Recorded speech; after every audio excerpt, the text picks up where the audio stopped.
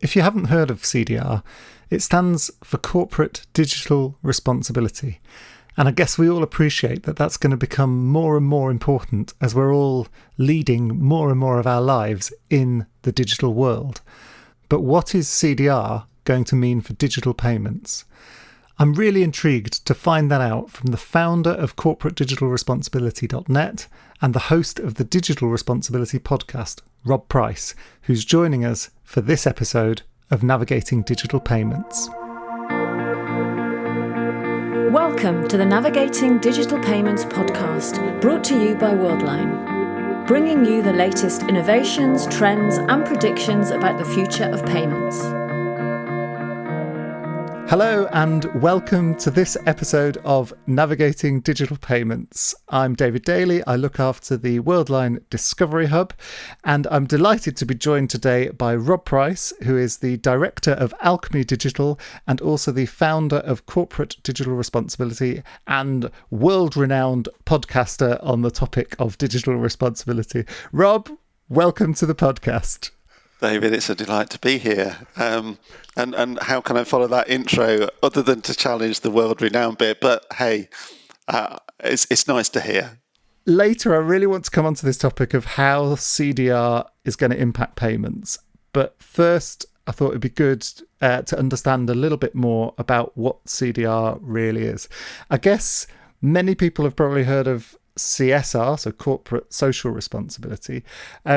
But can you share a little bit about what made you passionate about corporate digital responsibility and why you saw a need to be raising awareness in that space? Yeah, sure, absolutely. And in a sense, the story goes back to the days before ever thinking about a term called corporate digital responsibility. But we'll come back to that as the story develops. So, as you know, my background was working in large global organisations around big-scale digital transformation, and around 2016, I'd started asking the question around the digital divide and it being growing rather than narrowing. People assumed that the digital divide was all about broadband connectivity, but we talked about it in the context of the pace of change of technology, always kind of new things coming along. How did individuals, how did organisations harness that to create good? And we devised, we as in a number of us across both Atos and Worldline at the time, devised a work stream looking at what we termed digital society. Now, as you know, that culminated in asking the question of what do organisations need to do differently, what's their corporate responsibility, but driven from a digital perspective. And I think in the work and the conversations that I've had subsequently over the years, yes, there's a relationship with CSR. And certainly if we kind of talk about the most recent definition that was launched last year, then we used the three circles of economic, societal and environmental, but with a digital lens. To kind of think about how we articulate it. So CDR, most simply put, is appropriate and ethical use of technologies and data to create positive outcomes for individuals and society and the planet as a whole. I think when we kind of started talking about it, 2016, 17, we didn't particularly focus on the environmental piece. It was more around consumer and thinking about adoption and impact of the digital technologies, but other people who've defined it in the years since have kind of very much focused also on the environmental piece, which has been subsequently wrapped into the definition. But for me, I guess dates back to 2016. No surprise in terms of why we started talking about it then, with the focus around Brexit in the UK or Trump in the US and the Cambridge Analytica and numerous other things that were happening at that time. But it was kind of very much thinking about how do we make sure that organisations are thinking more about the positive impact that they can make through the utilisation of those technologies. And it's interesting, isn't it, to think back to that time, because it was probably the start of people realising that maybe digital technology wasn't universally or automatically a good thing. Do you? I think up until that point, I'm not sure people had really reflected so much on that. But do you know, David, I mean, the amount of time I used to kind of speak at conferences in 2016, 17 around these early thoughts. And I used to do this thing where get everyone standing up and I literally drew a kind of big line on a wall at one point, dystopian, utopian, how do you feel about the impact that technology is having on people's lives? And everyone went to the utopian end of the scale. Literally, I mean, I couldn't believe it, just how much technologists, and I'm emphasizing that point, and I count myself as a technologist, obviously, focused around just the positive impacts. And it's only when you actually then started to think about, but what if somebody did this, that, or the other? And what if your personal data was used in an inappropriate way? Or what if that algorithm was kind of suggesting something that you might not want? And that people slowly started to migrate back to, oh yeah, kind of maybe you've got something there. Today, I think it's quite different. I think when we talk about this now, it's almost as though the world's woken up in the pandemic, and we often talk about the acceleration of digital transformation through the pandemic. But for me, there's also been this acceleration of awareness of this need to think about consequential impacts of some of the things that are happening. And whether that's talking in the context of people's well-being and health, and well-being both in terms of obviously we immediately think of health in the context of the pandemic, but also mental well-being as well in the context of some of the things that consequential impact of use of data, for example. People get it now. They might not have kind of gone to the, and this is everything that we're doing about it, space, but they get it as a need to do something different. And it's interesting thinking back to that time as well. So I remember you were researching, as you say, the track was Digital Society, and you launched a Digital Divide survey, I think, in 2017. And I remember it was quite a broad, wide-ranging survey. I remember completing it myself and sharing it with friends and family. Can you remind us just of what some of the conclusions were that came out of that survey at the time? Yeah, I mean, I still... it was a great experience from our point of view. I mean, we asked, I think there were 43 questions that ranged from, have you used a mobile phone, through to, things that didn't even exist. They were there as conceptual. Just asking how people felt, emphasis, the emotional reaction, how people felt around that particular technology or using that particular service. And I think we got responses from over 60 countries, which was fascinating at the time.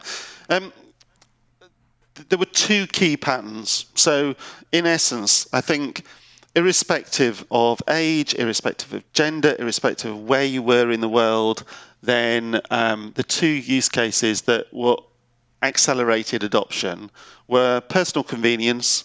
And the best example for this was something like contactless payment in that sense, because in many countries, not all, we'll come to that probably in the conversation, in many countries that had been adopted. It's just so convenient to use a mobile phone or contactless card. You trust it because it's just easy. So that across the piece was, it saves me time, is a good indicator. There are too many digital services and digital products that do not save time, and there's a lesson to be learned there. And the other one was health. So if it's of a health benefit, then I'm more likely to use it, more likely to adopt it. And I will always quote it, and I will always remember it.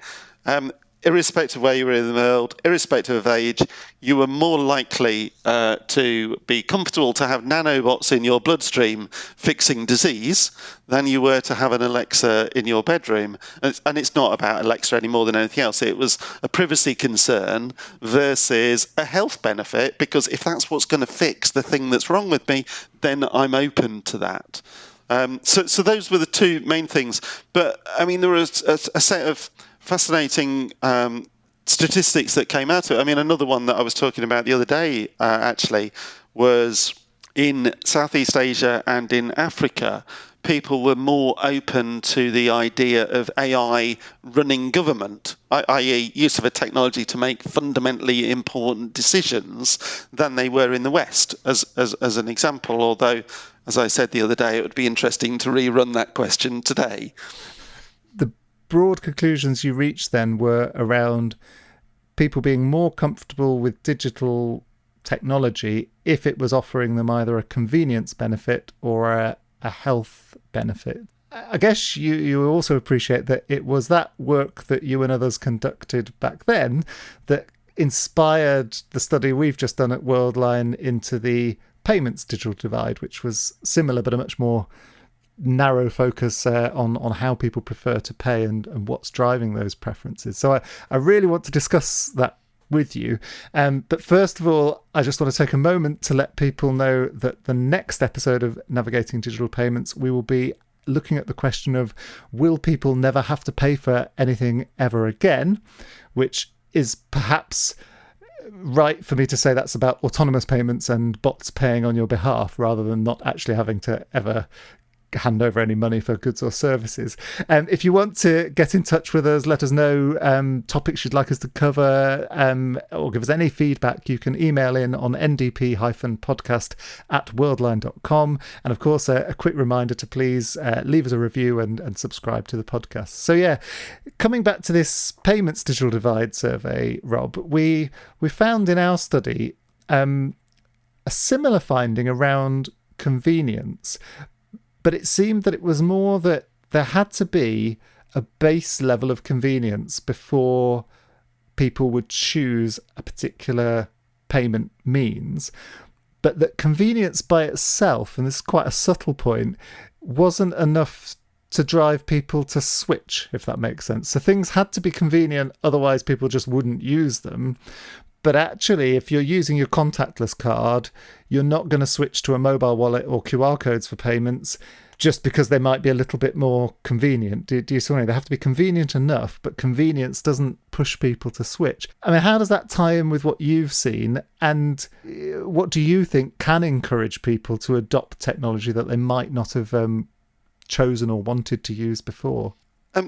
So first thing, yes, it does tie in. I think there's multiple layers to it. I mean, I still remember, for example, from the report, we if we were talking about contactless payment, the report suggested, just by how people felt about it, that the UK was significantly greater adoption than Germany, as an example. Or indeed, Czech Republic was significantly greater than Germany, which actually, when you did the analysis of, well, what specific studies have been conducted, found that was true. That reaction around how people felt about those technologies was actually embedded in kind of some of the cultural kind of pieces, for whatever reason, as to how people in those countries kind of had operated.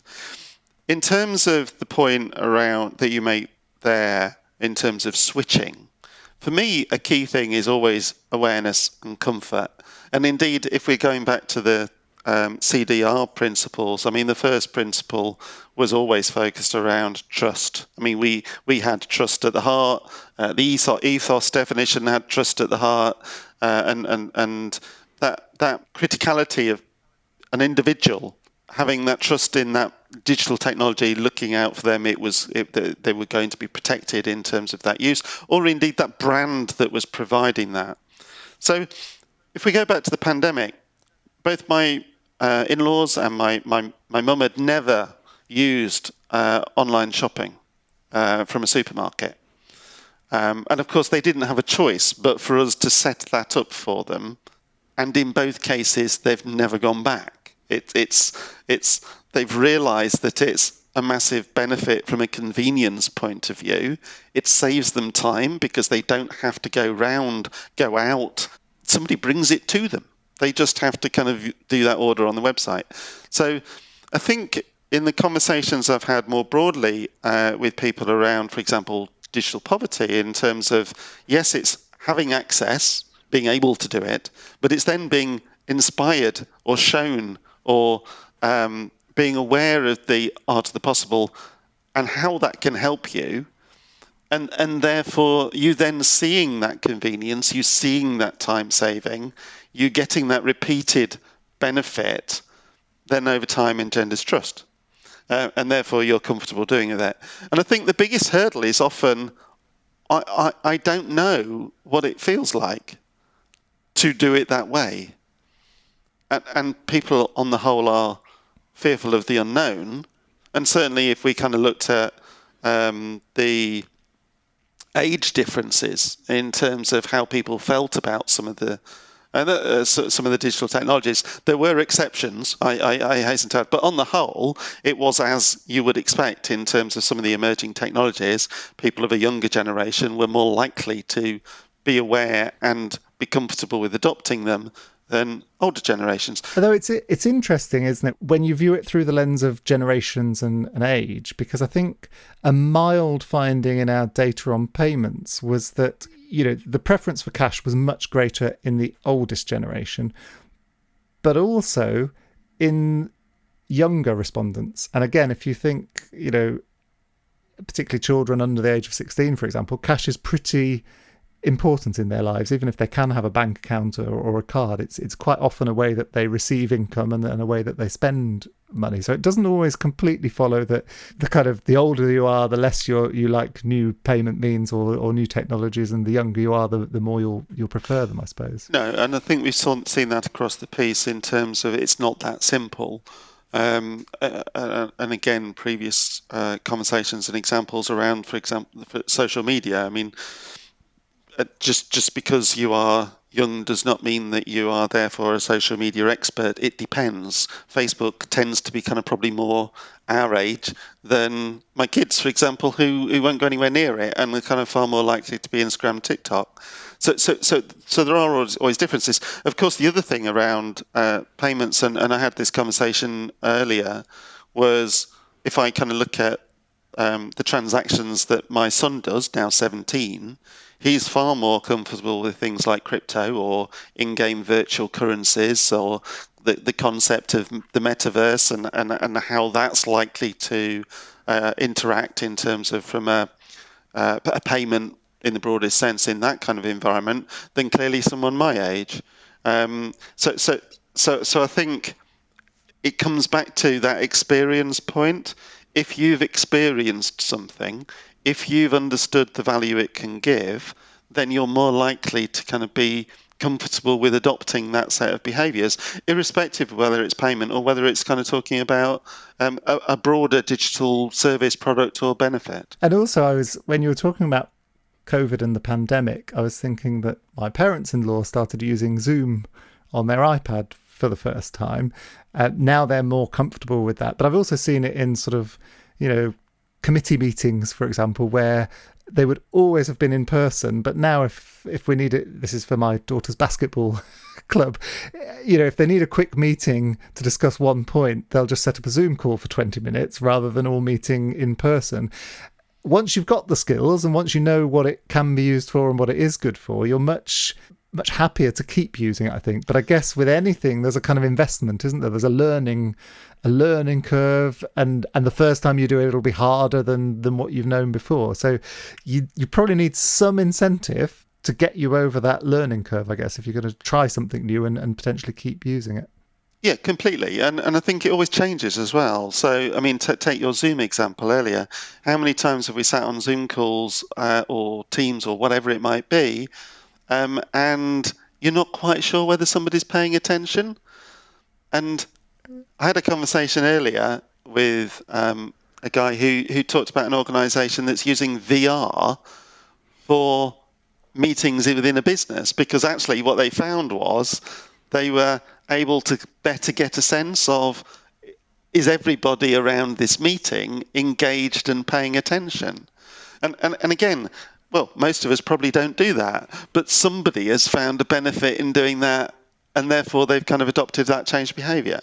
It's interesting as well, because from what you've mentioned, clearly some people are not motivated to use technology or find it harder or don't have access to technology, and that can then lead to what you talked about right at the start, this digital divide, between people that are benefiting from digital products and services and those who are kind of left behind.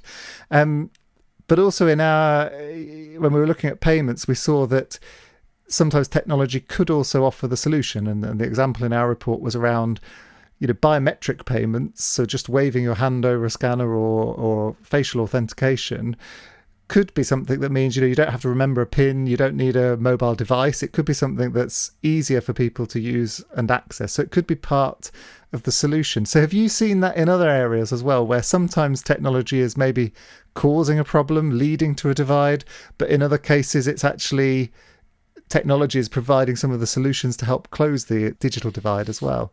Yeah, and I think if I can reference another piece of work that's happened, which just brings it to life. So over the last couple of years, the United Nations has been working on what they've launched recently is the Code's Global Action Plan for a Sustainable Planet in the Digital Age.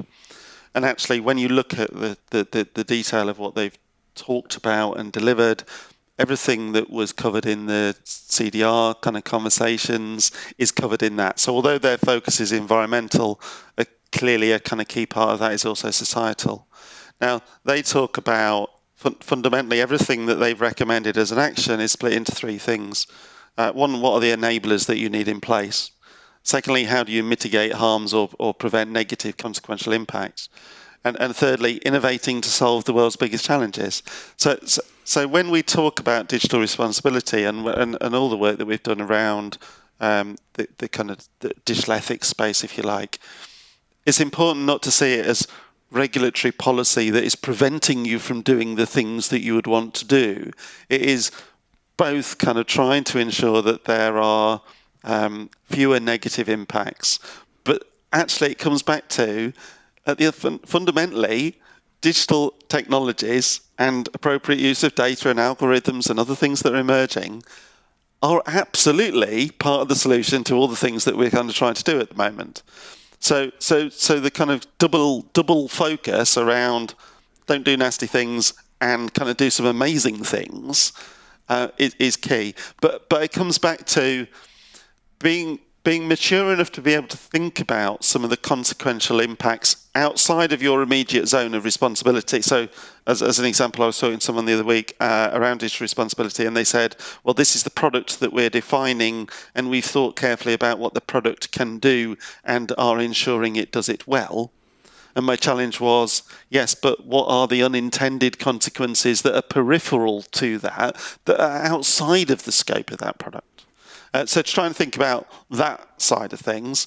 But yeah, I mean, the awareness, innovate to solve the problems, and how do you actually land that? And again, I'll go back to conversations I've had, again, speaking to my mum recently around a website that had introduced two-factor authentication, and trying to kind of go through the point of, but that's a good thing, but actually they'd not implemented it that well. They'd not made it easy for her to adopt and use. And therefore, yes, great to innovate, but please think about all consumers, all parts of society, in enabling them to get value from that, rather than actually putting blocks in their way to kind of continue to do the things that they were used to doing.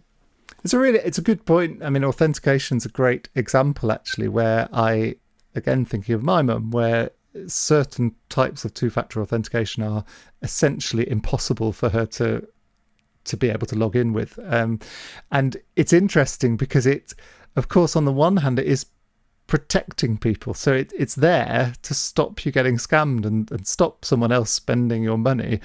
But then, as you say, the unintended consequence, because I'm pretty sure the intended consequence is not that people can't log into their accounts, but the unintended consequence is that some people go from being able to access a product or a service to not being able to use it anymore, just because that authentication step is too difficult. So it's a really good example. I was also reminded, actually, because I had to go into a bank branch, and this is not something I have to do very often, to make a money transfer. And I realized that actually, for many people, that's a very accessible way of, it's not very convenient for me, to be honest, to have to go to a bank branch, but it is pretty accessible. And you could also see how it would be less prone to fraud, because you're going in and you're talking to someone and you have your ID, and it's very kind of,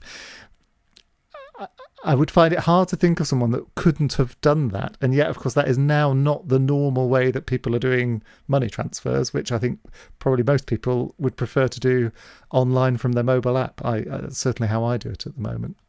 And I think, I mean, again, if we take it back to CDR, so one of the key focuses around second principle, it is all around diversity and inclusion, but in the product design process, to try and focus in on how do you actually consider everybody that is likely to consume that product, that service, and try to think about the impact for them of decisions that are being made, because people are different, and therefore in that case that you describe, some of us are quite happy kind of doing everything from a banking point of view on our phone. Some people actually want to ring. Some people want to do it in present. Somebody might be quite happy with a bot doing it automatically for them and taking it. But you can't put everybody in the same bucket as that's the only solution. You have to have a range in which you are engaging all aspects of society to be able to kind of gain value from that service. Now, there might then be conversations that say, but certain elements of society kind of will not do that in a way that is profitable. And then you get kind of into the debates of, right, well, okay, so what's appropriate and ethical in terms of the way in which you're engaging with society as a whole or the communities as a whole, and further work to do in that space, I would suggest, in the context of digital services and adoption. So if I come right back to the kind of main question I was posing at the start, I am interested to get your view on, let's imagine a future where corporate digital responsibility is really on the agenda of payments companies and financial institutions, and they're really paying attention to it. How is that, do you think, going to impact the way we transact and pay in the future? Can I cheekily answer a different question first? Because you kept saying if. And I just want, so normally when I talk about CDR, then there are three compelling reasons why organisations have to react, I think. First of which is reputational damage. We've seen it in terms of the GDPR regulations and the fines. We've seen the launch kind of recently of the DMA and the DSA, and significantly higher fines in Europe for contravening the regulations in that context. We will expect to see things like the EU AI regs, Chinese regulations coming through, US, etc., environmental regulations. So organisations have to be conscious of these things that we have been talking about in the context of digital responsibility, because there is a significant reputational and consequential financial impact. Secondly is access to talent and people, because kind of people are looking for organisations to operate with integrity and to do the right thing and to kind of have a bigger impact on a sustainable planet. And the third one is access to money and access to investment, because you will know that organisations are significantly shifted. Private equity is significantly adopting ESG, for example, as a sustainable measure. I mentioned Ethos earlier in Switzerland, so they've got a responsibility around most of the major pension funds in Switzerland, and they've benchmarked organisations now around CDR. So 48 of the top Swiss businesses have got this kind of sustainable measure that's now in place. So it doesn't matter whether it's called corporate digital responsibility or the work that the UN's doing or Tech for Good or the numerous other initiatives that are out there. What matters is that organisations recognise the need to do something differently than they have been doing, and there is a wave of pressure arising for that. Now, specifically in the context of payments, then I guess I would naturally point to, if we stick with CDR, to look at the kind of different set of principles along the three circles of economic, societal, and environmental, to go back to the earlier conversation, and the intersections between, to understand what clues it can give as somebody is delivering a business or a new product to the market as to what they should be thinking about. And in a sense, what I would suggest is that every organisation might have a slightly different twist or what the prioritization of those areas is.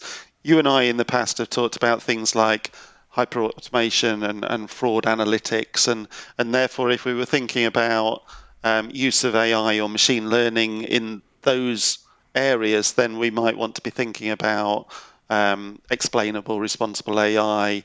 We might want to be aware of some of the work that's happening in the US at the moment around the Software and Materials Act, and thinking about the component recording in each of those software items. We might want to be aware of what's happening in China at the moment in terms of the seemingly giving the user ability to switch off the AI recommendation engines on any websites. It might be that we're going to kind of think about things like the environmental impact of crypto. So, because that's been a part of the debate around Bitcoin and the energy use, but I've seen an acceleration in that conversation in the last couple of months, thinking about how we measure different blockchain solutions, different crypto solutions as part of, and the impact, therefore, of processing some of those payments. What's the carbon impact of a payment is something that we've talked about before. But therefore, how do you actually kind of guide people towards the most appropriate way if people are thinking about the car they drive at the moment in terms of minimizing the impact, or the food they eat in terms of minimizing the impact on the environment? So surely kind of an obvious thing would be to think about what's the most environmentally friendly way to pay for something, because of course it's a bit like you'll probably be familiar with the Sustainable Web Manifesto, which talks about the per-click carbon impact. Now, you might argue if you've got a website with 3 hits a month, that probably doesn't matter so much. But if you've got a website with millions of hits a month, then that does matter, to think about the architecting, to think about the images, to think about the energy use kind of powering the colours that you've got on your website. So surely that's relevant as well in the payment space. So I guess if I try to summarise that, I think it's important to realise that essentially corporate digital responsibility is coming.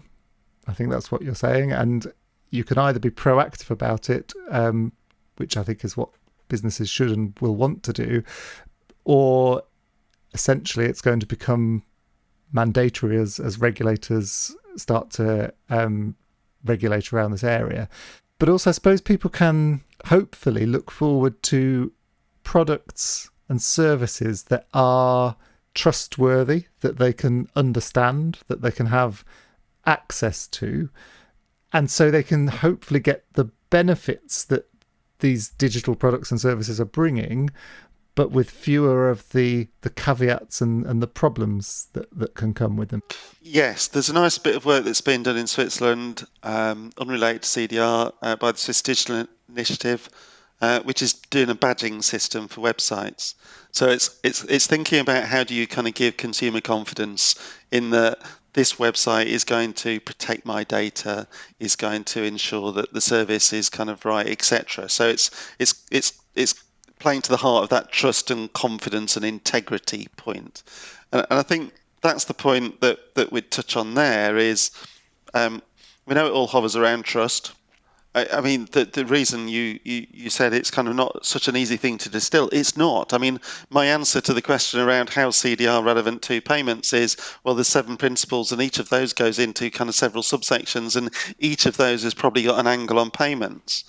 But it's important to understand how you can actually, make it easy for people to adopt, have a benefit for them, it's quicker, greater trust, greater protection, greater comfort, well-being, positively impact their lives, positively impact the broader kind of planet, etc. It doesn't matter whether things are called corporate digital responsibility or, as I said earlier on, it's just thinking about through those variety of lenses.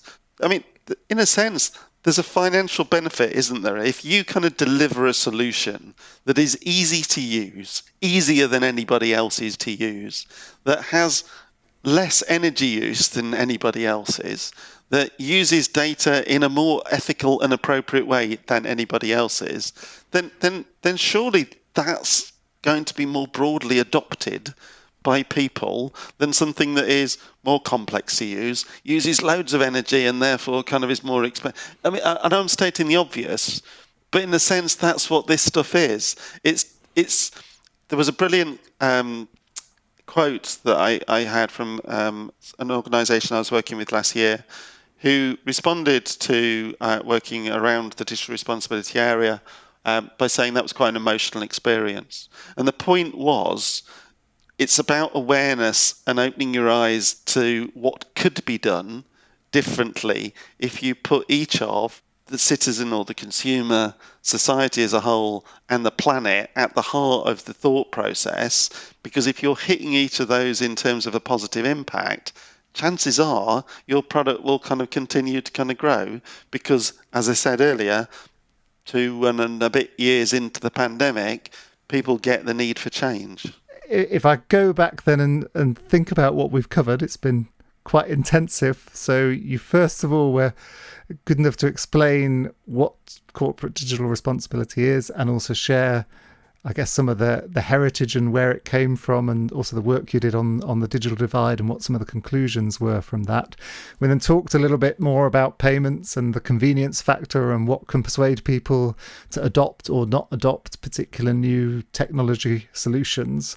And then finally, I think, as you said there, doing things in a sustainable, ethical way should also translate to good business outcomes. But I also think one of the maybe one of the simplest, shortest answers you gave was earlier, where you also said that it's about making sure you don't do the bad stuff, you reduce the negative impacts, and you do some really, really great stuff as well. And I think that kind of captures it really succinctly. So, Rob, it's been a pleasure. Time has flown by. Really want to thank you for joining us on the podcast. It's been a pleasure, David, as always. And of course, last of all, just want to thank you, the listener, for joining us today as we navigate digital payments. Thank you for listening to the Navigating Digital Payments podcast, brought to you by Worldline. Join us next time to learn more about the latest innovations, trends, and predictions for the future of payments.